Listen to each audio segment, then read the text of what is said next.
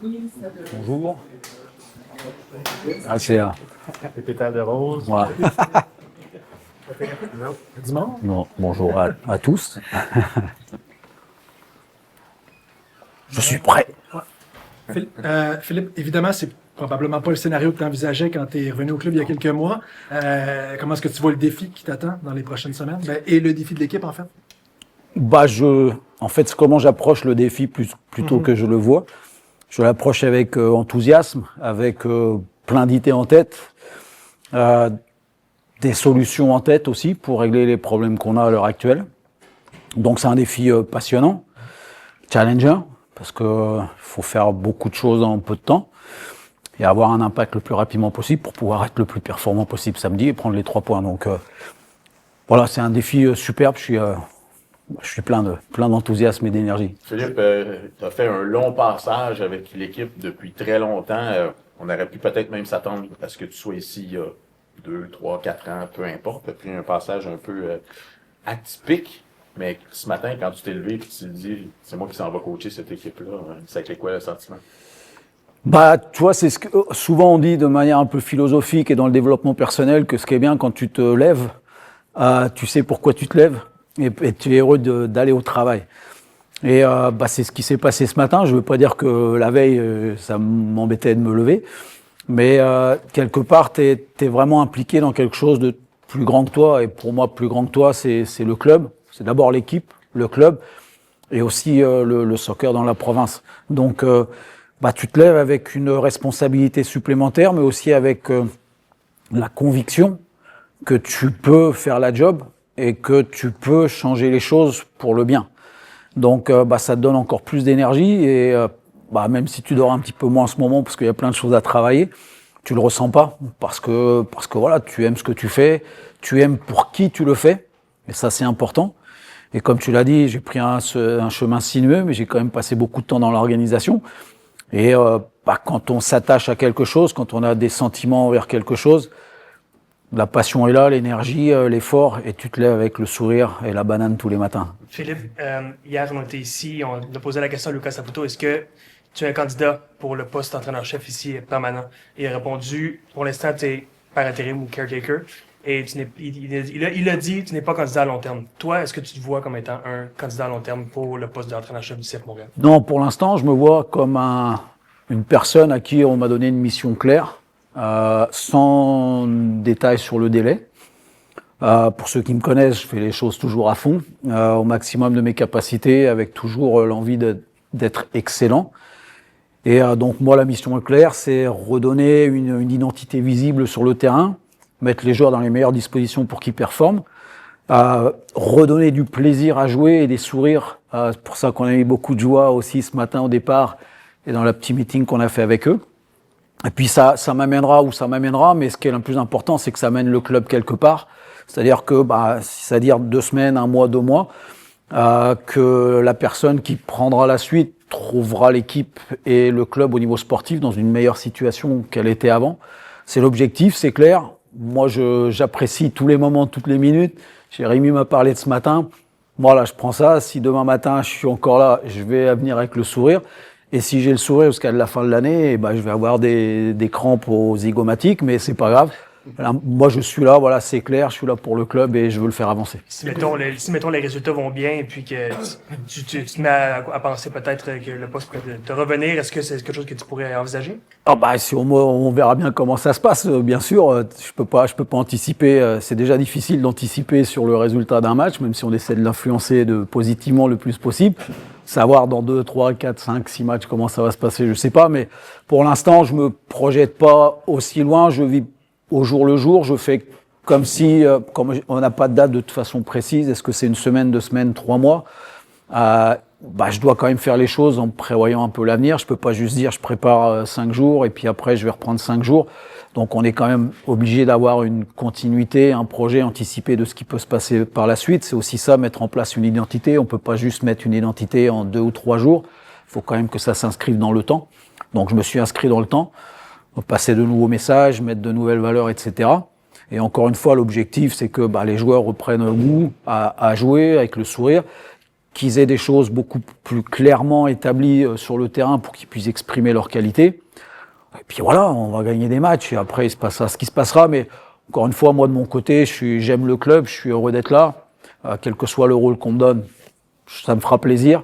Donc voilà, je me pose pas la question et me projette pas plus loin que ça. Je fais du mieux mon possible tous les jours et prochain match et 2 prochains matchs peut-être 3 prochains matchs, on verra bien. Parce que Can you maybe give an idea about your tactical philosophy, what we expect to see from your side in the next few games? So tactical philosophy, I ain't gonna reinvent the wheel. What I want is the very dynamic team, playing with a lot of intensity, boldness, and respect of the game plan. So what we want to go is the first intention must be to play forward. The first intention will be the pass or drive into the space, but we want a very proactive team with a lot of intensity, playing to win, and playing mostly the same time with the same style of play every game. So, for example, this morning we focused on the half space, what we call the half space, because it's a space very, very important to create opportunity to score or to create goal scoring chance. So we focus on that, and we want players that want to go forward, high speed, intensity, switching the point of attack. We're gonna go back. I hope we're going to see it done properly, but we're going to go back in zonal marking, for example.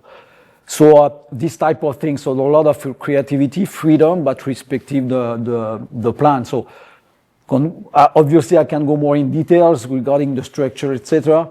But the philosophy is there. I want players proactive, moving the ball, moving the block, the opponent block, and break lines. That's and it seems simple like that, but obviously there is some details that I don't want to tell you right now.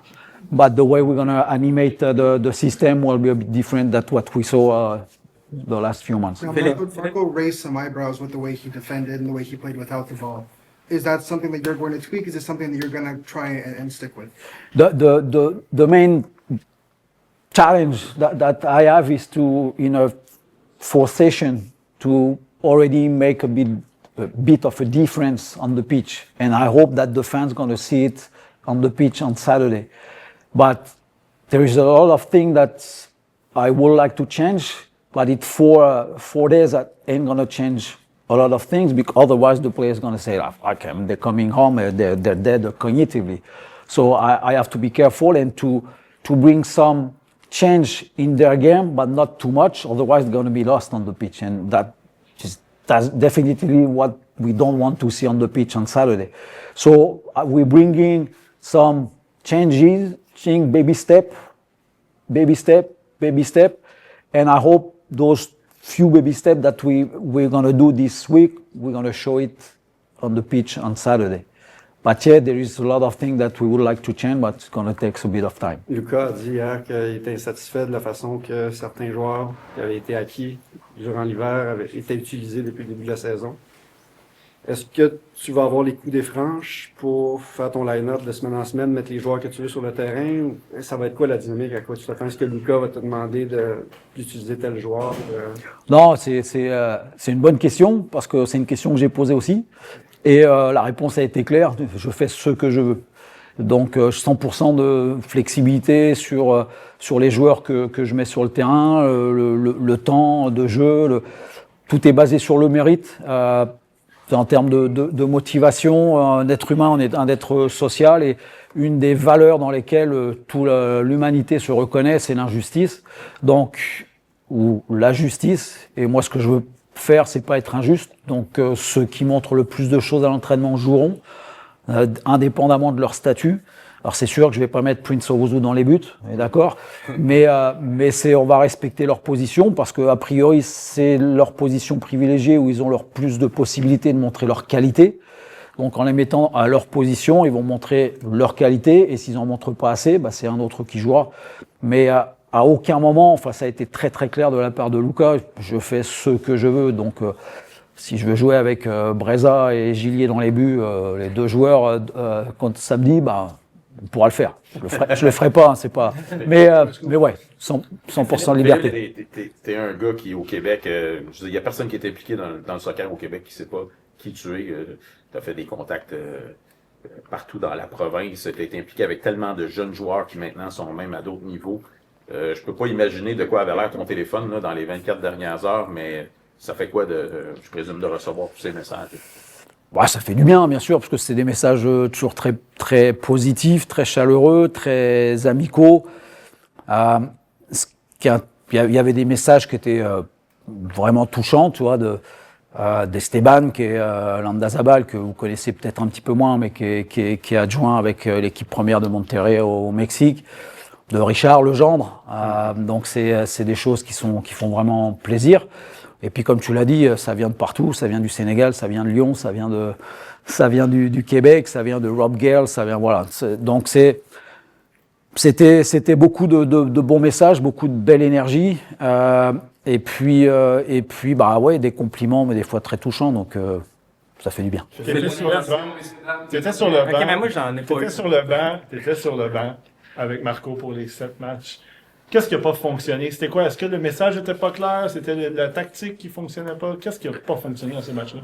Bah, tu sais, en fait, c'est pas forcément le match. Le match est souvent un reflet du travail que tu fais en amont. Entraîneur, faut pas oublier que le sens premier d'entraîneur, c'est d'entraîner du monde avec nous, sur un plan mental, psychologique.